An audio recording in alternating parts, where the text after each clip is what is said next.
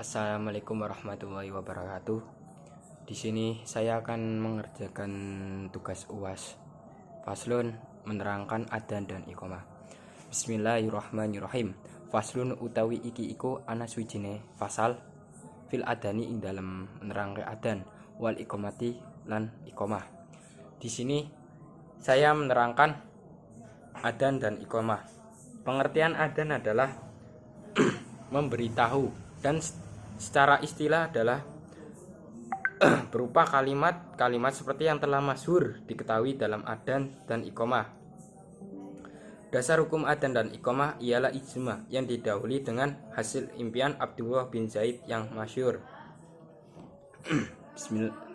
Baik, selanjutnya yusanu dan sunake opo adanun adan wa iqamatin lan iqamah lidakarin kaduwe wong lanang walau mengfaridan lan senajan dewe, walau sobian lan senajan bocah cilik wa mungfaridan lan dewe, wa insamnya lan lamun krungu adanan ing adan wa iqamatan lan iqamah. Disunahkan sunah kifayah atau cukup dilakukan sebagian orang melakukan adzan dan iqamah berdasarkan hadis Bukhari dan Muslim yang artinya bila telah tiba waktu sholat hendaklah salah seorang di antara kamu melakukan adzan bagi lelaki sekalipun anak kecil, bagi lelaki sekalipun anak kecil, sholat munfarid atau sendirian, dan sekalipun orang yang telah mendengar adzan. Menurut pendapat yang dipegangi, sementara secara Muslim menyebutkan pendapatnya lain lagi.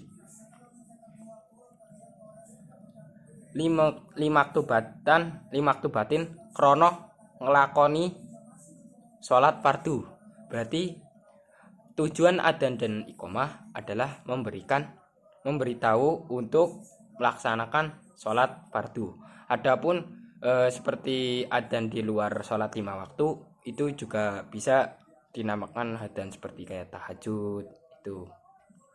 Terus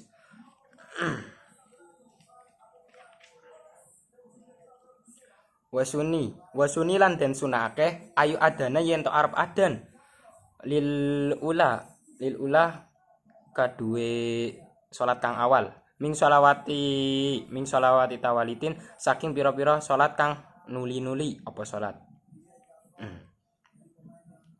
Sunah 2 kali adzan untuk sholat sunah 2 kali adzan untuk 1 kali sholat subuh yang awal dilakukan sebelum masuk fajar dan yang lain setelah masuk fajar. Kalau ingin melakukan salah satunya saja, yang lebih utama adalah setelah masuk sholat fajar atau sholat subuh.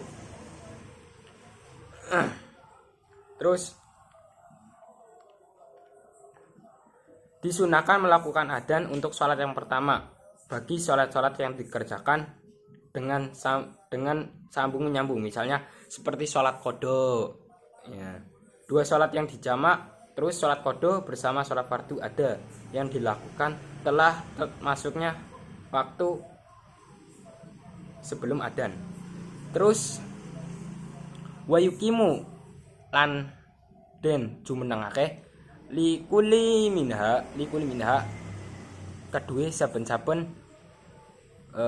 adanan iqamah li itbai krana anut wasuni lan den sunahake apa iqamatun iqamah li ingsa keduene wong wadon.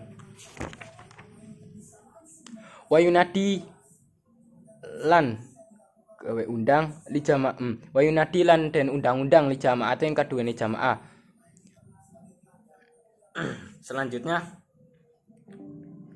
sunah iqamah untuk setiap sholat yang disunahkan adzan sebagai ittiba Rasul atau pengikut Nabi. Sunah bagi wanita untuk melakukan iqamah terus dengan suara pelan-pelan. Demikian pula bagi kaum banci atau wandu. Tidak makruh bagi wanita untuk melakukan adzan pada sesama wanita asalkan dengan suara pelan. Kalau keras maka hukumnya haram. Dan sunnah akan dikumandangkan panggilan untuk sholatnya. Diatur pelaksanaan dengan berjamaah seperti sholat hari raya, tarawih, witir, dan bulan Ramadan yang dikerjakan tersendiri dari tarawih dan sholat gerhana dengan imamnya. Cukup itu keterangan adzan dan iqamah. Selanjutnya dikir wudu. Yang pertama husnul kiflaini atau membasuh tangan seperti ini. Membacanya Allahumma ya daya mimma sika kuliha.